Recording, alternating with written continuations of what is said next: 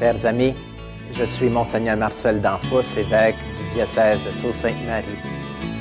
Qui que vous soyez, où que vous soyez, bonne nouvelle pour vous. Dans notre Église diocésaine, il se vit de grandes choses dans des situations bien ordinaires. Nous croyons que le Seigneur marche avec nous et nous espérons qu'aujourd'hui, vous pourrez le découvrir davantage en rencontrant des personnes passionnées pour le Christ. En tant que pasteur de cette Église diocésaine, je vous remercie de vous joindre à nous. Bonne émission. Merci d'y être. Chers amis, bonjour. Au cours du Carême 2016, de nombreuses personnes ont participé à des rencontres de petits groupes de partage de foi. Cette semaine, nous vous présentons des échos du vécu de 2 personnes.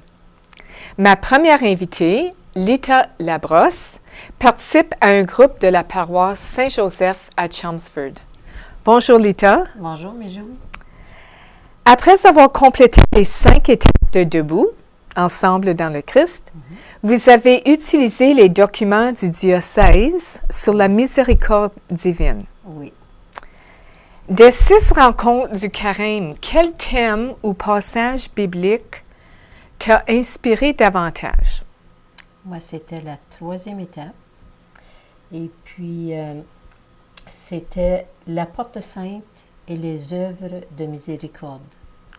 Inspiré davantage par Saint Luc, c'était le vigneron, le figuier.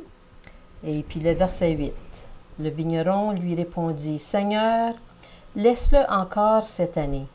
Je creuserai tout autour et j'y mettrai du fumier. » La conversion est urgente. Il faut du bon terrain et de l'entretien avec de bons outils pour produire de bons fruits. D'accord. Alors, c'était la 3e rencontre parmi les 6. Pourquoi est-ce que ce passage t'a inspiré davantage? Parce qu'il y en a eu quand même 5 autres. C'est l'Évangile, c'est l'Écriture. Si je ne me nourris pas, si je ne la développe pas, quel fruit que je peux porter davantage? Si je reste enfermée sur moi, il n'y a pas de fruits. Ça va nulle part. D'accord. Oui. Et puis le figuier, il est un, comment je dirais, il est un reclus. Parmi dans le vignoble. Un vigneron. Oui. C'est un figuier, là. Il n'y a pas de faire là. Oui. Et puis, il ne porte pas de fruits. Mais le vigneron, il tient pareil.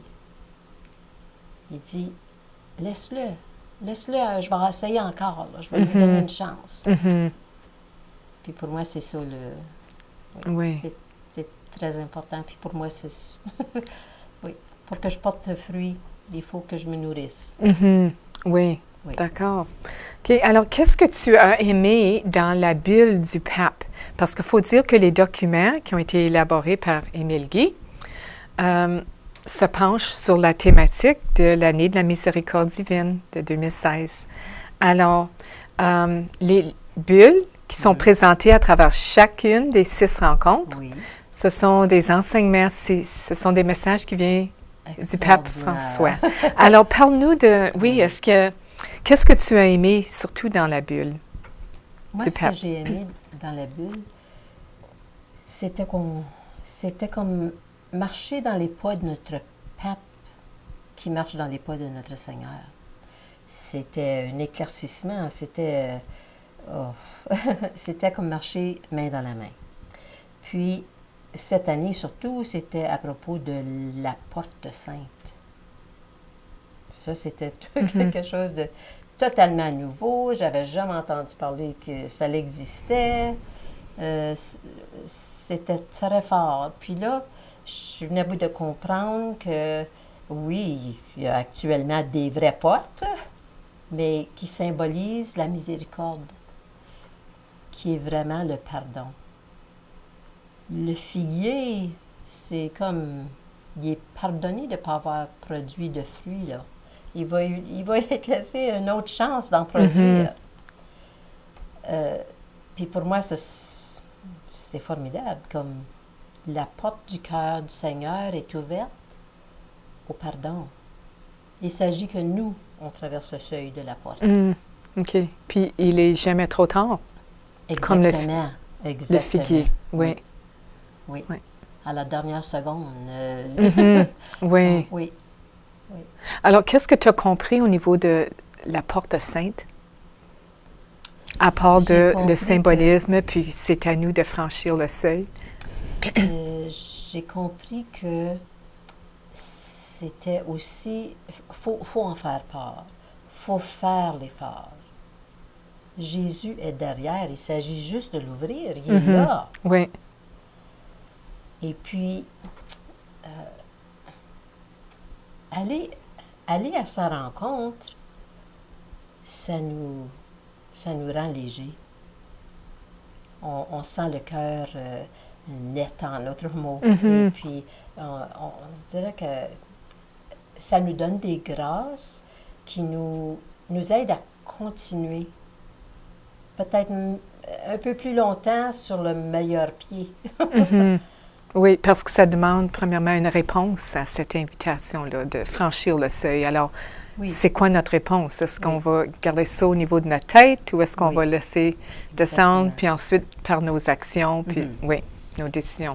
C'est bien. Alors, est-ce qu'il y a quelque chose que tu retiens davantage qui a été vraiment spécial durant les rencontres de ton petit groupe de partage de foi?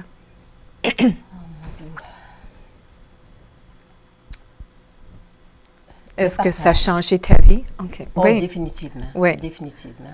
Alors, tu dis moi, le partage. À la dernière émission, j'avais mentionné les 50 ans dans le désert, que je ne voulais pas que personne d'autre ait cette expérience-là. Pour moi, c'est un puits. Un puits que qu'est-ce qu'on est sans eau? Il faut toujours aller repuiser. Parce que ça nous donne... franchement, quant à moi, ça me donne la joie de vivre. Et puis si, par la miséricorde, OK, on a des œuvres de miséricorde aussi, corporelles et spirituelles. Et puis, avec la miséricorde, c'est moins... Ah, faut que j'aille encore aujourd'hui. Ah, faut que je fasse ça, là. C'est plus comme... Ah, j'ai la chance aujourd'hui de servir, de faire quelque chose. Je suis les mains, les pieds, le corps du Christ pour servir. Donc, si je comprends bien, c'est pas un sens d'obligation, de devoir. La transformation se fait au niveau du cœur, que c'est comme un privilège. Exactement. Oui. D'accord. Oui. OK. Donc, évidemment, ça a changé ta personne aussi. Ah oui. Puis le partage est tellement riche. On voit des choses différemment, mais c'est pareil. Oui. Le message de fond est pareil, mais là où les gens s'arrêtent ou s'attardent, le passage ou à l'Évangile est souvent différent. Exactement. Mais c'est un jet de lumière qui vient nous éclairer mutuellement dans notre partage. Oui. C'est enrichissant. Oui. OK. Alors, qu'est-ce qui vous a aidé le plus dans la démarche des rencontres, des petits groupes de partage de foi? Parce qu'il y a toujours des différentes démarches. On commence souvent avec une petite prière d'introduction ou un chant. Ensuite, on fait une mise en situation, on réfléchit à notre vécu aujourd'hui pour éventuellement passer à la parole de Dieu, à l'Évangile, pour ensuite voir comment l'Évangile nous parle aujourd'hui, puis ce qu'on discerne dans sa parole. Est-ce qu'il y a une des démarches qui vous a... Ou est-ce que ça dépendait de chaque rencontre? Parce qu'il y en avait quand même 6 durant le carême. La sixième, elle m'a frappée parce que moi, Saint-Joseph a toujours été très fort dans ma vie. Et puis, je ne sais pas pourquoi, on dirait que Marie était très importante, comme le chapelet et tout ça, là, mais plus beau, c'était... Elle était là, mais pas plus, oui. Et puis, à la sixième rencontre, bien alors, on parle de la mère de la miséricorde. Puis, de plus en plus, j'associais la vie de Marie comme j'essayais d'entrer dans sa vie, puis je me disais, oh, mon doux Seigneur, comme, elle a souffert, cette femme-là, là. Puis, elle n'a pas eu de doute du tout, du début, là. Oui, Seigneur, je vais porter l'enfant. L'enfant Dieu. Ensuite, ils l'ont perdu au temple, là. C'était 3 jours, puis là, bon, OK. Puis je me disais, mon Dieu, ça aurait été mon enfant, moi, là. Hein, comme, ouf. Et d'avoir à pardonner elle-même. Oui, oui.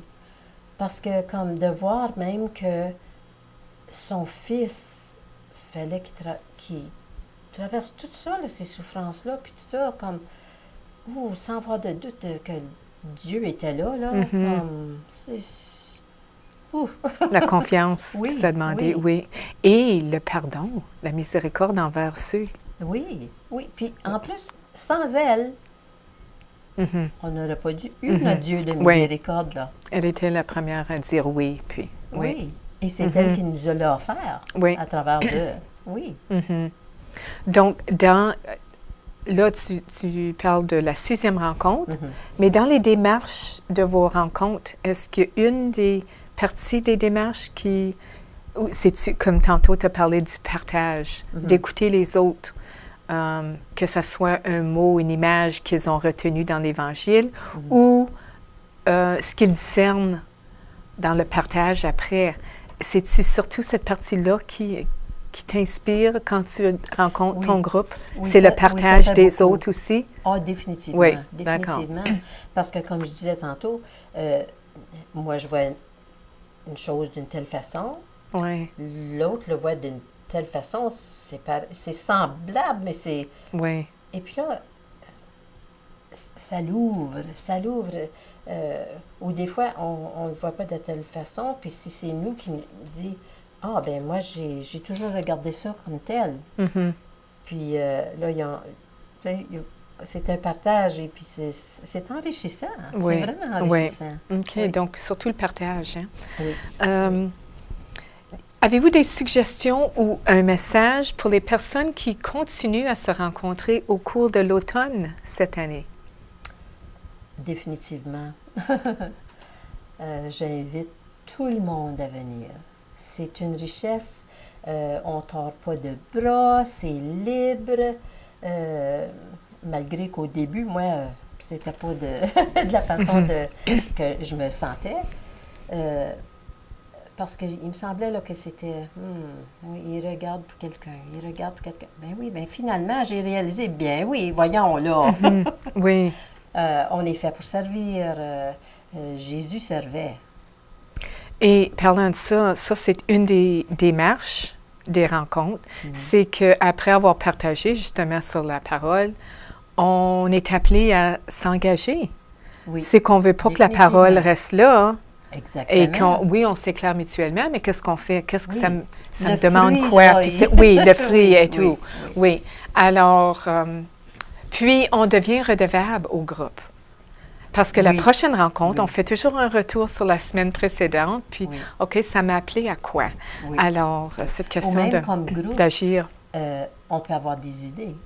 On peut vouloir former un groupe de chemin de croix ou un groupe de prière. Puis dans votre cas, si je me souviens bien, à Chelmsford, je ne sais pas si c'est juste de votre groupe, mais il y a des gens qui se sont engagés à la Villa Saint-Gabriel? Définitivement. Oui, qui font du bénévolat. Puis je pense que ça découle de vos petits groupes de partage de foi. Oui. C'est là que l'initiative a été développée.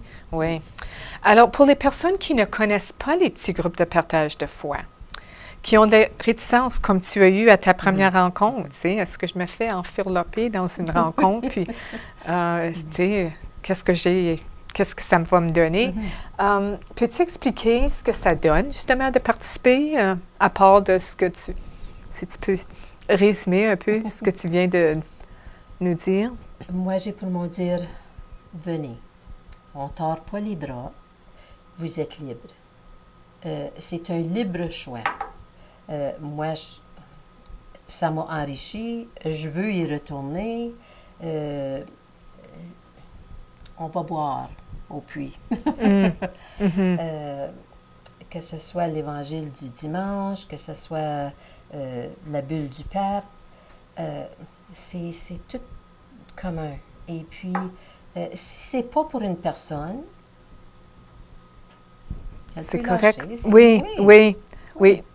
Les gens peuvent venir par curiosité, juste participer à une séance. Puis on va voir tantôt avec notre deuxième invité qu'il a participé à 2 séances, 2 rencontres vraiment de Carême 2016. Il n'a pas d'expérience avec la ressource Debout ensemble dans le Christ. Alors, puis Monseigneur Jean-Louis Plouffe nous a bien dit à plusieurs reprises, on peut embarquer sur le train à n'importe quel moment. Tu sais. Et si une personne veut venir, même à la dernière rencontre, c'est une belle occasion d'arrêter dans le temps pour réfléchir sur la parole de Dieu et de voir comment celle-ci s'applique à notre vie. Définitivement. Puis là où Dieu nous appelle à porter des fruits. Oui. Alors, un grand merci, Lita, d'avoir été ici aujourd'hui, d'accepter à nouveau, d'avoir dit oui à cette émission. C'est toujours un plaisir d'entendre ton témoignage de vie et de foi. Alors, merci bien d'être là. Alors, mon prochain invité a participé également à un groupe de partage de foi au cours du Carême. C'est M. Athanas Zimbagoy. Bonjour, Athanas. Bonjour, Mijou. Merci de l'invitation. Merci d'accepter. Et qu'est-ce qui vous a amené à vous joindre à un groupe de partage de foi? Il y a deux éléments de réponse à votre question. D'abord, il y a cette idée de rencontrer les personnes de ma communauté paroissiale. C'est vrai qu'on les rencontre souvent à l'église, mais pouvoir échanger avec eux dans un autre contexte était aussi quelque chose qui m'intéressait. D'accord. Deuxièmement, je crois qu'un groupe de partage permet d'approfondir le message biblique, permet d'échanger sur certains textes et puis d'en discuter en s'inspirant du contexte dans lequel on vit avec notre vécu. Donc, ce sont des expériences que l'on va chercher et qui m'intéressaient. D'accord. Voilà. Alors, si je comprends bien, vous êtes paroissien à l'Église de l'Annonciation. Oui. Alors, les rencontres vous a permis justement d'approfondir. Exactement. Puis, vous avez dit le mot « échange ». Oui. Donc, c'est vraiment interactif. C'est interactif, c'est ça. Oui. C'est ça qui fait la différence. Parce que c'est vrai qu'à l'église, on est à l'écoute, tout le monde est à l'écoute, on est là de plein gré, mais il n'y a pas d'échange. C'est en minime. rencontrant les autres qu'on peut approfondir sa foi chrétienne et puis peut-être répondre à certaines questions que l'on se pose quotidiennement. Oui. Absolument. Alors, qu'est-ce qui vous a amené justement à vous joindre à ce groupe-ci? Parce que pour Carême, puisque vous n'avez jamais participé à des groupes de Debout, puis Debout a existé pour presque 3 ans dans notre diocèse. On a fait 5 étapes. Là, on a une nouvelle ressource qui nous parvient d'Émile Guy, qui se penche sur l'année de la miséricorde divine. Alors, c'est une invitation personnelle. Tu étais nouveau cette année. Oui, en effet. Je dois avouer que j'ignorais qu'il existait des groupes de partage de foi dans mon église. Et puis, au début du carême, M. Émile Guy, il nous a invités, mon épouse et moi, à se joindre à son groupe de partage de foi. Et on était heureux de l'invitation. Mais malheureusement, je n'ai pas participé tout de suite parce que j'avais un voyage professionnel. Mais mon épouse a participé. Oui. Et quand elle a participé à sa première rencontre, le soir même, elle m'a appelé, elle m'a dit je pense que c'est ce genre de rencontre que tu vas apprécier. Et voilà, donc, comment je me suis retrouvé, je pense que c'était à la 4e ou la 5e rencontre. D'accord, oui. Et je dois dire que les rencontres se font les vendredis et parfois mes vendredis sont occupés déjà par mes occupations professionnelles. Donc, quelle a été la réaction des gens lorsque vous avez participé pour la première fois? Oh mon Dieu, c'était... je dirais que je me suis senti heureux, car bien accueilli, bien sûr. À notre arrivée, c'était des salutations de joie. Donc, ce qui m'a beaucoup donné plus de confiance. Oui. Ce qui m'a amené à participer activement aussi. Oui. Et à suivre le déroulement des rencontres en participant comme tout le monde. D'accord. OK, Oui. c'est bien. Alors, comment t'es-tu senti suite à cet accueil? Vous avez fait Bien une sûr, rencontre, mais bien sûr. ça a mené à la prochaine. Bien sûr. Compte tenu du climat d'échange, de discussion qui était très, très chaleureux, bien sûr, ça m'a permis à revenir une deuxième fois. D'accord, Voilà. oui. Et comment se déroulent les rencontres? Parce que êtes-vous à Westmount? Ou, Oui, oui. Les rencontres se déroulent chez un membre du groupe. Et dans l'animateur du groupe apporte du matériel, comme une radio pour jouer certains chants. Et surtout, il apporte un document qui comporte une série de rubriques. Et, par exemple, il y a l'accueil, il y a la prière, une rubrique qui est intitulée « Au quotidien », oui, qui est en fait une série de questions. Et ces questions servent à encadrer les échanges du groupe. Dans une autre rubrique qui s'appelle « Une parole qui me rejoint », c'est un extrait de l'Évangile. Et aussi, on a échangé sur des extraits, des textes tirés des messages des pasteurs, comme le pape François et Jean-Paul II. Je pense à un texte du Concile Vatican II, qui nous servent finalement de support de réflexion dans nos échanges. Oui. Et ensuite, je dirais que sur le plan fonctionnel, tous les membres participent activement, parce que l'animateur fait en sorte que chacun a un tour de parole. Et bien sûr, c'est lui qui anime, qui donne le tour de parole, mais qui relance parfois aussi, pour qu'il n'y ait pas de dérapage, évidemment. D'accord, Quand des fois, on a beaucoup d'expérience et de vécu, oui. et c'est à lui que ça lui revient de recentrer la discussion et les échanges. D'accord, oui. Il y a donc des moments de prière, de réflexion, d'échange, mais aussi de chant. Et donc, disons que tout le monde y participe dans un climat chaleureux, d'échange, librement consenti. Et librement, oui. Donc, pour une personne qui veut juste aller observer puis écouter, ils ont leur place, bien sûr, autant que la personne qui a beaucoup à partager ou qui est plus, qui communique facilement. Oui. Pour vous répondre, moi, je dirais que j'étais dans ce cas. Ma première rencontre, c'était comme une rencontre. Oui, j'aime bien ce genre de rencontre, mais est-ce que c'est vraiment ma place? Ma place? Oui. Est-ce que ce sont des groupes qui embrassent toutes les questions qui intéressent n'importe quel chrétien, qui sont inclusifs, ouverts? Ça, ce sont bien sûr des questions que l'on se pose. Une fois qu'on est là, c'est là où on se sent invité à revenir. D'accord, oui. Alors, qu'est-ce que tu aimerais dire aux personnes qui n'osent pas participer à un petit groupe de partage de foi? Bien. Je dirais que dans le contexte actuel où on voit que les gens se soucient de leur bien-être, mais bien sûr aussi, c'est un contexte où on a accès facile à la technologie. Des fois, on peut se complaire en disant « je peux trouver toutes les réponses possibles en allant dans Internet ». Oui. Je dirais que rencontrer les autres personnes nous amène à communiquer, à échanger de regards, à discuter, à entendre ce qui les préoccupe sur le plan de leur vécu, mais aussi de leur vécu en tant que chrétien. Des mots pour dire notre foi. Exactement, et des gens avec qui on constitue une communauté. On ne peut pas constituer une communauté avec des individus isolés les uns des autres. Alors, ce que je leur dirais à ces personnes-là, c'est que il y a des défis, c'est sûr, dans notre monde auquel on est confronté, mais si on reste seul, on risque de rester insensible à ces choses-là.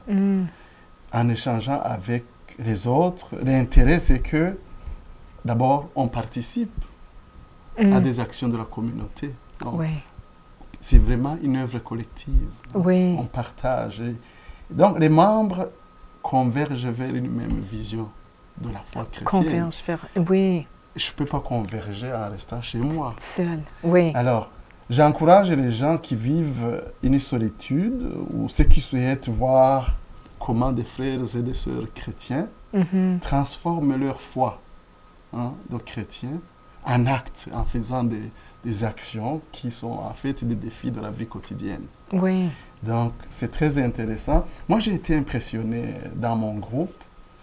Peut-être que moi, je n'avais pas l'expérience de pouvoir apporter beaucoup, mais les membres du groupe m'ont beaucoup impressionné. Je voyais qu'il y avait des gens qui se donnaient des conseils, des trucs, des façons de traiter des situations qui sont tout à fait souvent inhabituelles ou qui déstabilisent. À ce moment, c'est vraiment une motivation pour les personnes qui se questionnent ou qui vivent des soucis dans la vie, il y en a. Et ils peuvent les partager sans rien payer. Oui. C'est gratuit. Oui. J'ai l'impression, vous dites, je ne sais pas ce que j'ai réussi à donner aux 2 rencontres, mais par votre partage aujourd'hui, puis pour avoir dit merci à cette émission, j'ai l'impression que ça porte des fruits et ça continue à porter fruits. Et je tiens à vous dire un grand merci d'avoir été là aujourd'hui pour cette émission, surtout avec l'expérience de 2 rencontres. Votre témoignage de vie et de foi aussi nous parle très fort. Merci beaucoup, Athanas. C'est moi qui vous remercie. Merci beaucoup. Alors, afin de connaître et de comprendre le sens des petits groupes de partage de foi, plusieurs émissions ont été télédiffusées à travers tout le diocèse grâce au réseau de télévision communautaire par Câblo Distribution. Ces émissions sont encore disponibles sur YouTube. Et au cours de chacune des 6 semaines de Carême 2016, plusieurs participants et participantes ont présenté le thème de chacune des semaines. Alors, à vous, chers téléspectateurs, chères téléspectatrices, merci d'avoir été des nôtres et à une prochaine.